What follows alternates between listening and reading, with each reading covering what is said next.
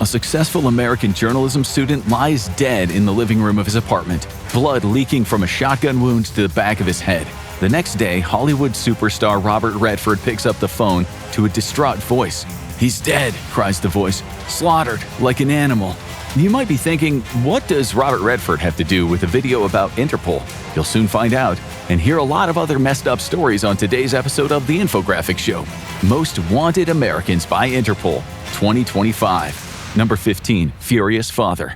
Born in 1939, Eugene Palmer stands 5 foot 10 inches and weighs around 220 pounds. He's a big guy, considered armed and dangerous. But at 86 years old, he's probably not sprinting away anytime soon. On the morning of September 24, 2012, Eugene's daughter-in-law Tammy was taking her 2 kids to the school bus when he was hiding out in the woods across the street. Eugene had been mad at her since she got a restraining order against his son, her husband, John. Tammy waved goodbye, her kids smiling as the yellow school bus pulled away.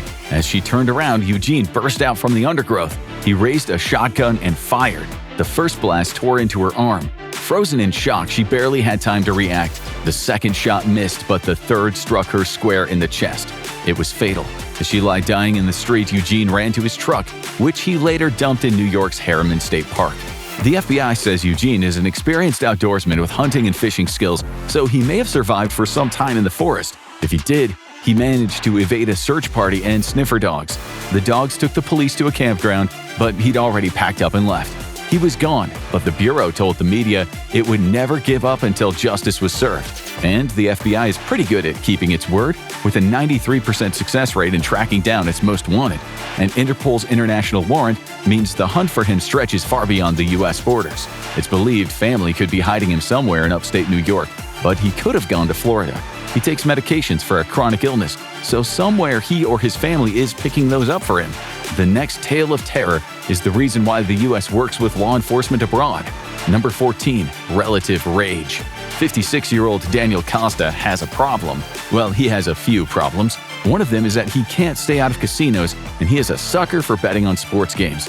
His other big issue is that he is wanted for brutally stabbing to death his aunt, Anna Barros.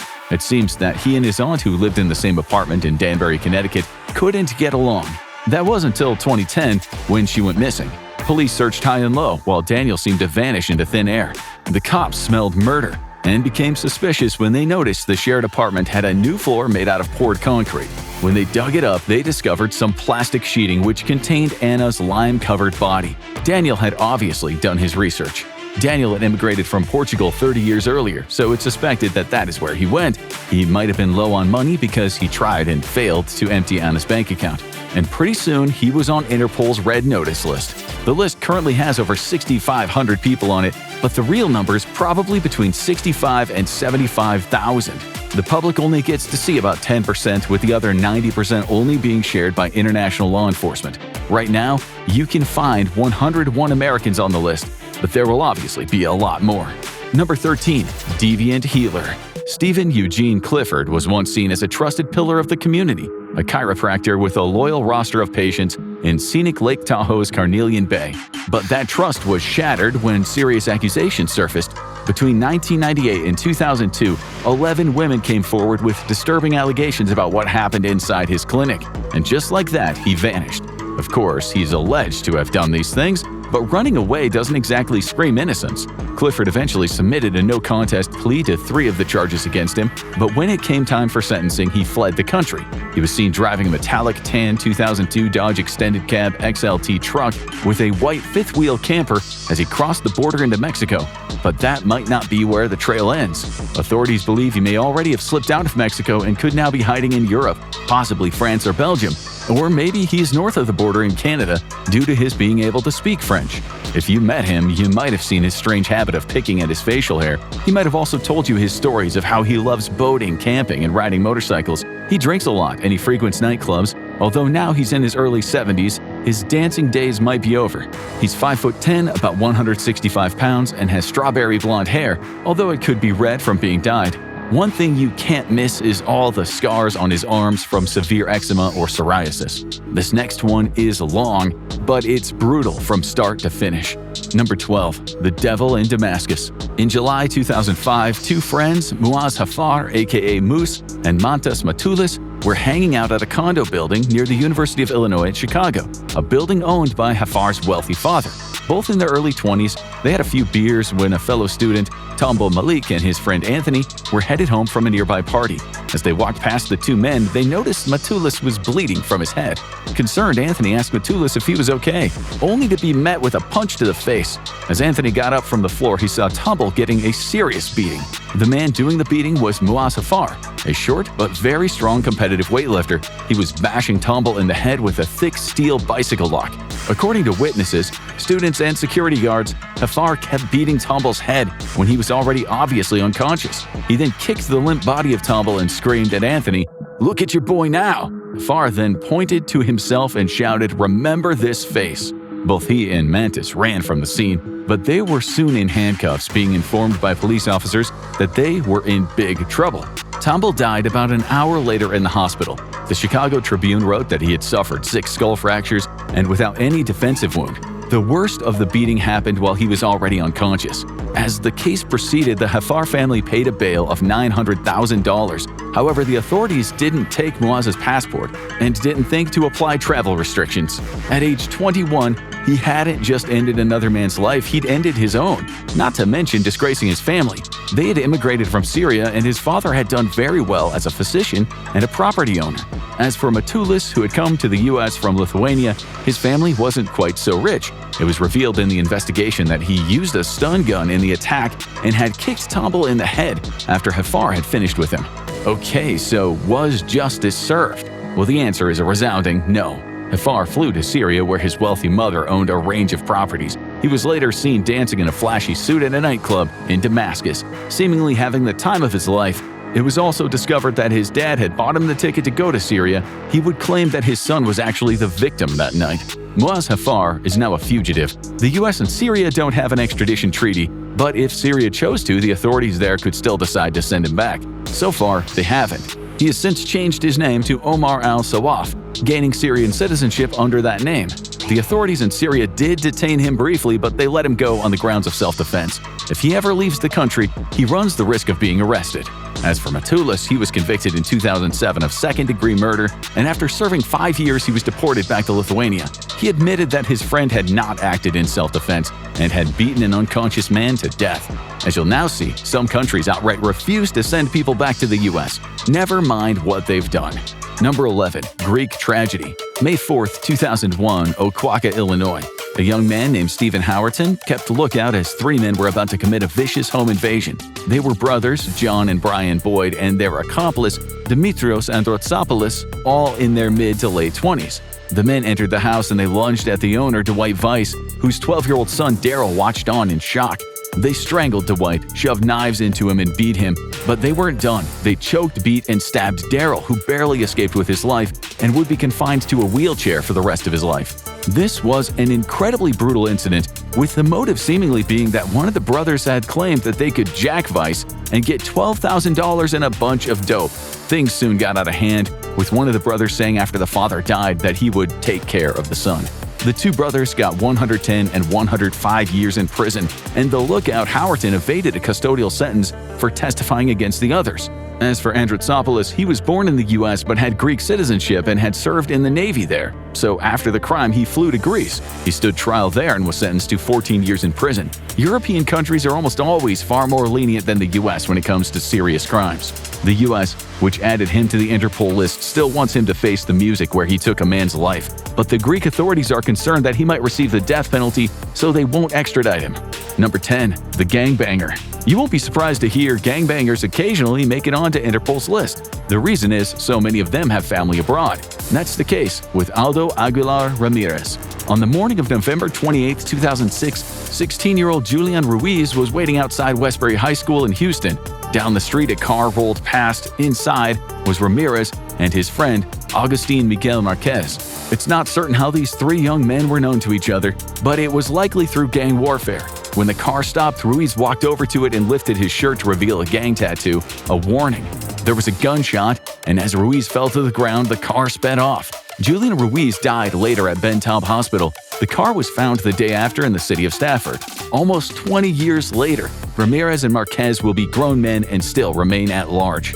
Let's now go back to a time in a different era the era of the Vietnam War.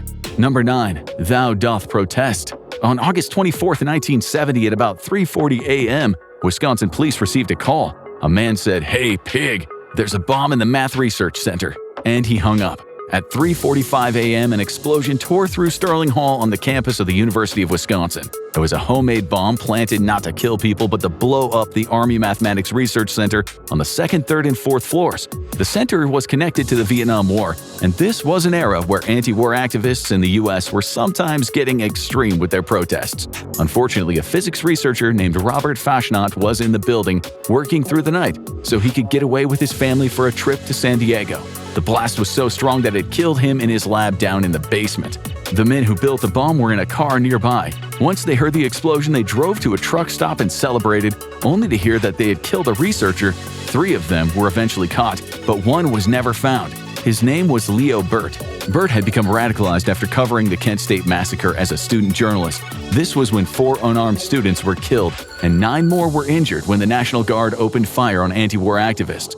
Bert was covering the story for his student newspaper, taking a beating in the process. The FBI caught up with him and his accomplice in Canada in 1970. They arrested the accomplice, but Bert escaped, leaving behind a fake ID with the name Eugene Donald Fieldston. Despite the $150,000 reward on his head, he's managed to evade detection all these years. He'll be 76 now, and if caught, will no doubt be convicted of sabotage, destruction of government property, and conspiracy. He might have once been seen in Denver at a homeless shelter, in a restaurant in Cleveland, and as far away as Costa Rica. In this next story, we'll see if proverbial leopards changed their spots. Number 8. The Leopard. Still up on the Interpol website is Michael Tan, a Chicago man now in his mid-40s, who's wanted for attempted willful, deliberate, premeditated murder. No date of the crime is given, but Tan was arrested in the Philippines back in 2022.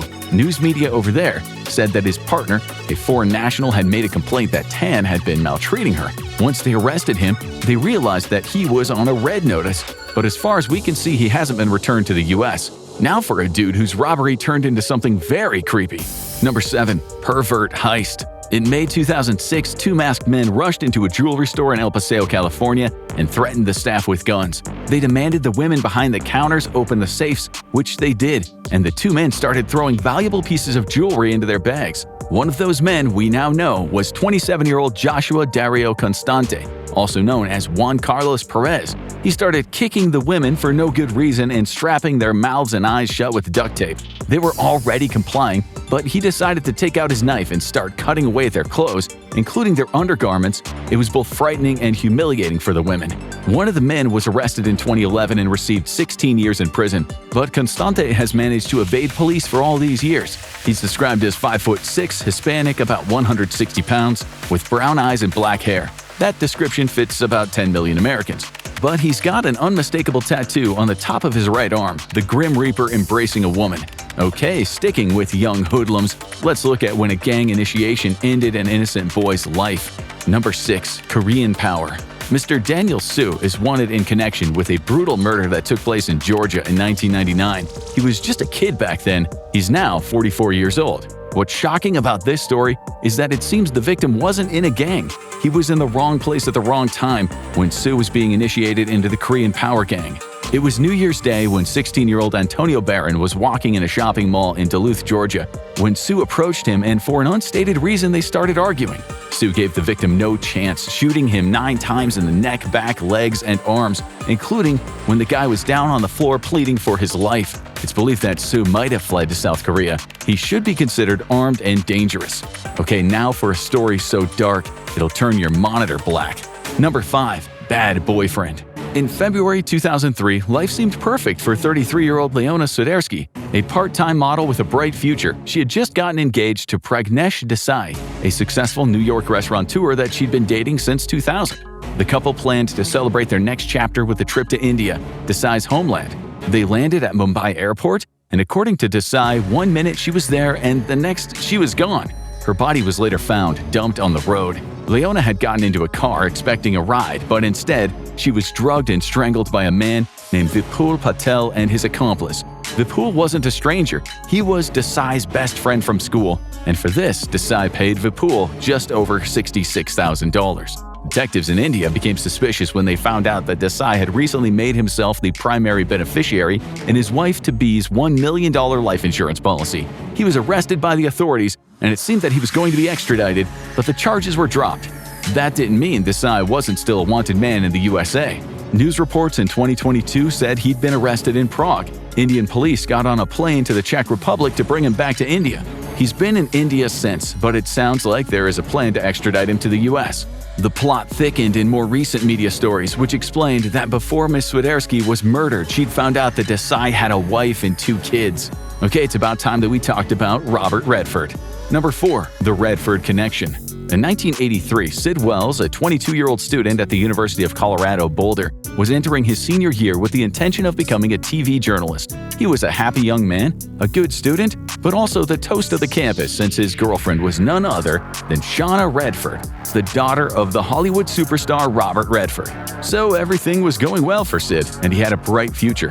Earlier that year, Sid had posted an ad for a roommate in the Boulder Daily Camera newspaper. He soon got a call. The man on the other end was Thane Smika, a 24-year-old who'd earlier dropped out of college. Sid later told his mom that the prospective roommate seemed a little quiet, maybe a tad strange, but he was from a small town nearby and there was nothing wrong with someone being so quiet. So Thane moved in.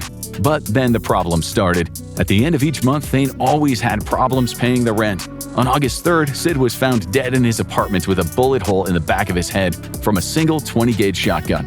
For a man with no enemies, it was a mystery. Shauna's heart was well and truly broken. Sid's obituary called her not just his girlfriend, but also his best friend. Robert even stopped the production of his movie The Natural so he could make it to Sid's funeral. Then, when the forensic evidence was examined, police moved in to arrest Thane. Given the fact that he was accused of killing a man linked to a superstar, his face was on news broadcasts all over the world. But according to the district attorney, there wasn't enough evidence to keep him, so they had to let him go. It was a mistake. Thane went to Denver and then to California, and 3 years later, in 1986, police found his abandoned Dodge Aries in Beverly Hills. He was, of course, still a suspect. He knew that, which is why he wiped the car clean of prints. After that, he vanished. The FBI thinks he might still be in California, although he could have moved to Jalapa, Mexico. Either way, if you can give the FBI information that leads to his arrest, there's $10,000 in it for you. Okay, things are gonna get bloody. Number 3. Machete Maniac. In 2008, 26-year-old James Allen Benson decided to rob a 75-year-old man in North Carolina. The problem was, the old man was smart. He kept his money locked away in a vault. James knew that, but the man refused to give it up. He wasn't about to hand over a lifetime of savings. And that's when James pulled out a machete and started threatening to hack the man's head off. He wasn't kidding. He started hacking away at his hostage, causing deep wounds to his arms, hands, and head. The old man did as he was told, but there was so much blood in his eyes that he couldn't dial the safe combination. James handed him a towel, but the man said he needed his glasses. When he went to get them, he grabbed his gun that was in the bathroom. James kicked the door in and the two started fighting again. The old guy was slashed and eventually he opened the safe. James was soon stuffing $200,000 into 2 pillowcases. But there's a twist to this tale, a very dark twist. The old man was James's grandfather. After almost dying and having countless staples and stitches to put him back together, he told the press, "I've done so much for him, and then he does this to me." He said that James was such a model child, actually his favorite grandchild, but he'd been trying to get his Chinese wife's citizenship in the US and something changed in him. James could now be in China. This next story is a real tearjerker. Number 2. Hero to Zero. In 2012, there was a heartwarming story from Chicago. A 15-year-old boy named Herbert, who had grown up on the wrong side of the tracks, had won an art competition. This meant the design he created as a freshman at Lawrence Hall Youth Services would be made into stickers that would go on all of Chicago's city vehicles. There was more to the story, though. Herbert would almost certainly have died when he was 4 after being seriously burned in a house fire. He survived because of brave Chicago firefighters pulling him out. He had 4th-degree burns, but at least he got to live a life. So when he won that competition, he said his sticker was a thank you to the people who had essentially given him a chance to live. 2 days later, after all the media fanfare, the world came crashing down for Herbert. Police were after his father, who was accused of dealing cocaine for a violent street gang. Herbert Pulgar Sr., then 42 and considered armed and dangerous, had been the subject of a nationwide manhunt involving street gangs since 2008. It gets worse. His poor son's prize was heartlessly snatched away from him by the Chicago authorities, with the police saying his homage to his heroes could contain hidden gang signs. So, does this story end happily ever after? The answer is no. When Herbert was 18, he was arrested for being a passenger in a stolen van, the 13-year-old driver being a gang member. His mom told the media that since the sticker debacle, when he was hounded by the cops, he had been on a downward spiral. As for his pop, it's thought that he might have skipped off to Venezuela, which is why he won a place on Interpol's Wall of Shame. Number 1. Christmas Spirit. John Randall Zellmer was facing federal charges for the 2006 holdup of Cowlitz Bank in Seattle, but with the holidays approaching, he begged the judge to let him spend his Christmas with his dying mother. Moved by the plea, the judge gave in. Zellmer got his Christmas wish. He went home all right, but Zellmer totally ignored his dying mom, and instead he stole her truck and fled, leaving her to watch Miracle on 34th Street all by herself. Zellmer had previously studied in Brazil, and with his fluent Portuguese, authorities believed he may have fled there or possibly to Portugal. He's considered armed and dangerous, and definitely not on Santa's nice list. Now you should see who we picked for Most Wanted Americans by Interpol 2024, or have a look at undercover agent who spent 24 months in a Mexican cartel.